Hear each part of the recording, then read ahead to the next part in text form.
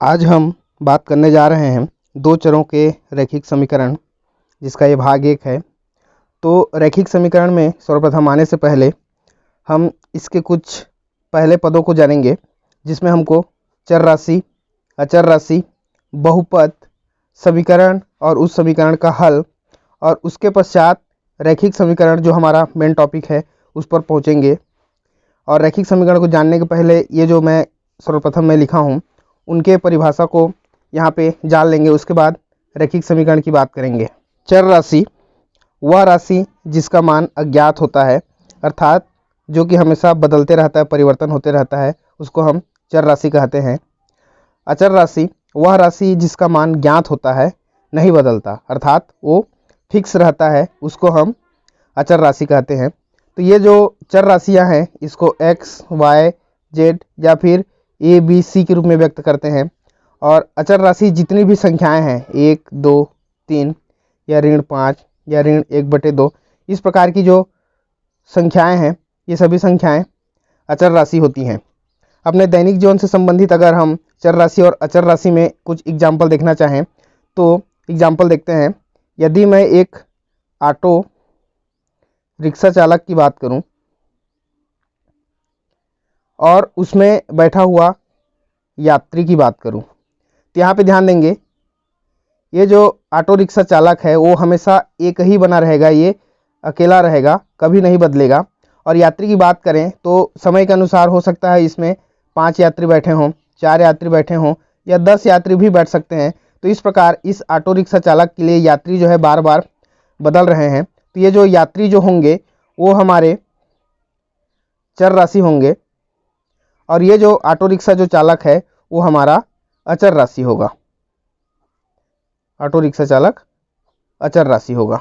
अगला हम देखेंगे बहुपद। तो ये जो चर एवं अचर राशियाँ जो हम अभी परिभाषित किए, उन राशियों को यदि गणित की संक्रिया मतलब जोड़ना, घटाना, गुणा और भाग के रूप में जब हम व्यक्त करते हैं तो वह बहुपद कहलाता है। उदाहरण के रूप में हम लिख सकते हैं ax + b या फिर ax² + bx + c। यहाँ पे देखेंगे a और b जो है अचर राशि है और x चर राशि है, इसको प्लस और यहाँ पे इंटू के रूप में व्यक्त किया गया है। उसी प्रकार ax² + bx + c ये भी एक बहुपद है। ये जो हम बहुपद की बात कर रहे हैं इसको गणितीय व्यंजक भी कहते हैं, गणितीय व्यंजक कहते हैं। अगला जो हम आगे जो हम समीकरण की परिभाषा देखने जा रहे हैं उसको हम इस बहुपद को गणितीय व्यंजक के रूप में यहाँ पे हम उपयोग करेंगे। अगला हम देखेंगे समीकरण। तो समीकरण क्या है? समीकरण प्रतीकों की सहायता से व्यक्त किया गया गणितीय कथन है। यहाँ पे प्रतीकों से मतलब है जोड़ना, घटाना या गुणा भाग। गणितीय कथन है जो दो गणितीय व्यंजक या फिर कहें हम बहुपद को समान बताता है।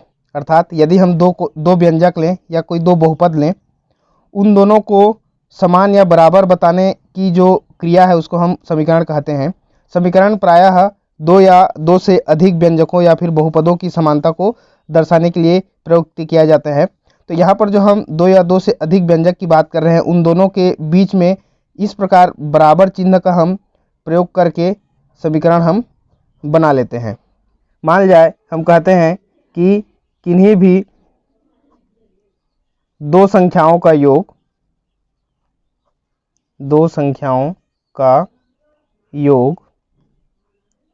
8 होता है। यहाँ पे देखिए दो कथन है हमारे पास। कोई भी दो संख्याएं हैं उनका योग जब हम कर देते हैं तो वो 8 होता है, अर्थात 8 के बराबर हो जाता है। यदि हम इसको समीकरण के रूप में व्यक्त करना चाहें तो मान लिया जाए वे दो संख्याएं x और y है। चूंकि वो दो संख्याएं क्या क्या है हमें पता नहीं है, इसलिए हम चर राशि यहाँ पे प्रयुक्त करेंगे x और y। तो अब इसको जब हम गणितीय कथन के रूप में लिखेंगे, गणित के रूप में लिखेंगे तो क्या हो जाएगा? किन्हीं भी दो संख्याओं का योग अर्थात धन। तो मान जाए हम वो दो संख्याएं x और y को माने हैं, तो x धन y, और ये जो है क्या होता है? 8 होता है, अर्थात 8 के बराबर हो जाता है। तो इस प्रकार x धन y बराबर 8 हमको एक समीकरण प्राप्त होता है, जो यहाँ पर एक कथन है, यहाँ पे एक कथन है, दोनों एक दूसरे की समानता को व्यक्त कर रहा है। और इसी समानता को व्यक्त करना समीकरण कहलाता है। चूँकि हम यहाँ पे रैखिक समीकरण देखने जा रहे हैं, तो रैखिक समीकरण क्या होता है, रैखिक समीकरण के लिए हमको रैखिक बहुपद भी जानना जरूरी है। तो रैखिक बहुपद क्या है, ऐसा बहुपद जिसकी अधिकतम घात 1 हो, अधिकतम घात 1 हो, वह जो है रैखिक बहुपद कहलाता है। और इस प्रकार दो रैखिक बहुपद यदि एक दूसरे के बराबर हों या दो कथन एक दूसरे के बराबर हों तो वो जो है रैखिक समीकरण कहलाएगा। तो रैखिक समीकरण में सर्वप्रथम हम पहला इसमें देखेंगे एक चर राशि वाला रैखिक समीकरण, और दूसरे नंबर पे हम देखेंगे दो चरों वाला रैखिक समीकरण। तो एक चर राशि वाले रैखिक समीकरण का जो व्यापक रूप होता है वो होता है ax plus B this is equal to 0, और दो चरों वाला रैखिक समीकरण का जो व्यापक रूप होता है वो होता है ax plus B Y plus C equal to 0। यहाँ पे देखिए अंतर क्या है, एक चर राशि मतलब इसमें केवल एक चर रहेगा और उसकी अधिकतम घात 1 होगी, तो वो रैखिक समीकरण है एक चर राशि वाला। और दो चर राशि वाला रैखिक समीकरण की जब बात करते हैं तो यहाँ पे देखिए दो चर राशियाँ हमने प्रयोग किया है x और y, जैसे कि इसके पहले हमने एग्जाम्पल में देखा था कि इन्हीं दो संख्याओं का योग 8 होता है, और वो दो संख्याएं हमने x और y लिया। दोनों राशियाँ हमको पता नहीं है क्या क्या हो सकती हैं, हो सकता है ये 5 धन 3 हो सकता है 4 धन 4 हो, या हो सकता है 2 धन 6 हो। तो इस प्रकार ये संख्याएं हमको ज्ञात नहीं है, मतलब अज्ञात है, इसलिए इनको हम चर राशि कहते हैं। समीकरण के हल में देख रहे हैं, इसी समीकरण के हल को उसका मूल भी कहा जाता है। तो चर राशि के जिस मान के लिए समीकरण का दोनों पक्ष बराबर हो जाता है वह मान समीकरण का हल या फिर उसको हम समीकरण का मूल कहते हैं। अर्थात चाहे वो एक चर राशि वाला हो, चाहे वो दो चर राशि वाला रैखिक समीकरण हो या समीकरण हो, उसमें जो चर राशि प्रयुक्त किया गया है उसका मान यदि हम उस समीकरण में रख दें और दोनों पक्ष बराबर हो जाता है तो उस चर राशि का जो मान है उस समीकरण का हल कहलाएगा या फिर उस समीकरण का मूल कहलाता है। समीकरणों के हल में सर्वप्रथम हम एक चर राशि वाला रैखिक समीकरण का एक हल देखते हैं। तो एक चर राशि वाला रैखिक समीकरण में एक एग्जाम्पल हम लेके चलते हैं, 2x प्लस 9 इक्वल टू 15। ये एक चर वाला रैखिक समीकरण है। देखिए यहाँ पे एक ही चर राशि है x, तो इसका हमको हल ज्ञात करना है, इसका मूल ज्ञात करना है। तो इसको हल ज्ञात करने के लिए हम आगे स्टेप करते हैं। सर्वप्रथम हम ये जो धन 9 दिख रहा है उसको हम दाएं तरफ पक्षांतर करेंगे, तो बायां में बच जाएगा 2x, और इधर है हमारा 15। चूँकि ये धनात्मक 9 है, पक्षांतर करेंगे तो ये ऋण 9 हो जाएगा। तो 2x बराबर 15 में 9 जाएगा, बच जाएगा 6। तो 2x बराबर 6 हो गया, तो x बराबर हो जाएगा 6 के बटे में 2, मतलब 2 को तिर्यक गुणा कर दिए तो बटे में आ गया, तो ये हो जाएगा 2 तिया थे। इस प्रकार x का जो मान मिला वो मिला हमको 3। अब यह मान क्या इस समीकरण को संतुष्ट करता है, और यदि संतुष्ट करता है तभी वह इस समीकरण का हल या मूल कहलाएगा। तो चलिए इसके उत्तर की जांच करते हैं। तो x की जगह हम क्या रख देंगे, मान 3 रख देंगे। तो मान रखें लेफ्ट साइड में, देखिए 2 गुणित x का मान हम रखेंगे 3 धन 9 बराबर 15। तो देखिए यहाँ पर 2 तिया 6 धन 9 बराबर 15 और 9 6 15 बराबर 15। तो देखिए x का मान जब हम 3 रख रहे हैं, x का मान जब हम 3 रख रहे हैं तो दोनों पक्ष बराबर हो जा रहा है, अर्थात 2x प्लस 9 इक्वल टू 15 के लिए 3 जो है इस समीकरण का मूल कहलाएगा या फिर समीकरण का हल कहलाएगा। चूँकि हम यहाँ पे एक चर राशि वाला रैखिक समीकरण लिए हैं तो यहाँ पे एक ही समीकरण है। आगे जब हम दो चर राशि वाले रैखिक समीकरण लेंगे तो वहाँ पे हमको 2 समीकरण लेना पड़ेगा, तब जाके वहाँ पे दो चर राशि x और y का हमको मान प्राप्त होगा।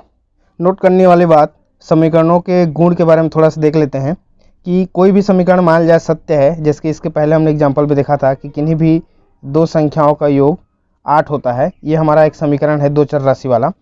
तो ये समीकरण यदि सत्य है तो पहला, समीकरण के दोनों पक्षों में समान राशि यदि हम जोड़ दें और घटा दें तो जोड़ने और घटाने के बाद जो हमको समीकरण जो प्राप्त होगा वो भी क्या होगा, सत्य होगा। नंबर दूसरा, समीकरण के दोनों पक्षों में यदि हम समान राशि गुणा कर देते हैं, ये जो हमारा समीकरण दिया हुआ इसमें दोनों पक्ष में बराबर के लेफ्ट तरफ एक पक्ष है, राइट तरफ एक पक्ष है, दोनों तरफ यदि हम समान राशि गुणा कर देते हैं उसके बाद जो समीकरण प्राप्त होता है वो भी सत्य होता है। समीकरण के दोनों पक्षों को किसी अशून्य राशि से भाग दे देते हैं। अशून्य राशि का मतलब यह है कि वह संख्या जो है शून्य नहीं होना चाहिए, क्योंकि किसी भी संख्या को हम शून्य से भाग नहीं दे सकते, इसलिए हमने लिया है किसी अशून्य राशि से भाग देने पर प्राप्त जो समीकरण होगा वो भी सत्य होता है। तो इस प्रकार इसके 3 गुण समीकरण के। दो चर राशि वाले रैखिक समीकरणों का हम निर्माण किस प्रकार करेंगे उस पर दो एग्जाम्पल देख लेते हैं। तो पहला एग्जाम्पल है शशांक और उसके पिता की आयु का अंतर 30 वर्ष है। शशांक और उसके पिता की आयु का अंतर 30 वर्ष है। तो मान लेते हैं शशांक का उम्र x वर्ष है और उसके पिता का आयु y वर्ष है और उसका अंतर हमको 30 लेना है। अंतर का मतलब होता है घटाना। तो जब इसको हम गणितीय कथन के रूप में लिखेंगे तो क्या लिखेंगे, x minus Y equal to 30। Shashank की आयु और उसके पिता की आयु का जो अंतर होगा वो 30 वर्ष होगा। तो इस प्रकार हमको दो चर राशि वाला ये रैखिक समीकरण प्राप्त हो जाता है।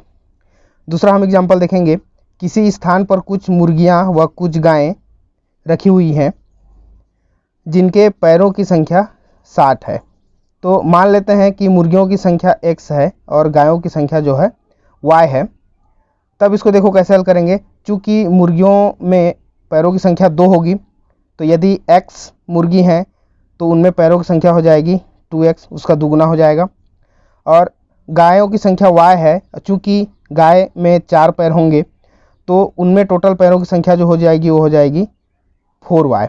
इस प्रकार इन दोनों को जब हम जोड़ देंगे तो ये हो जाएगा कुल पैरों की संख्या, और ये हमको दिया हुआ है 60। तो इस प्रकार दो चर वाले रैखिक समीकरण हम यहाँ पे प्राप्त कर लिए।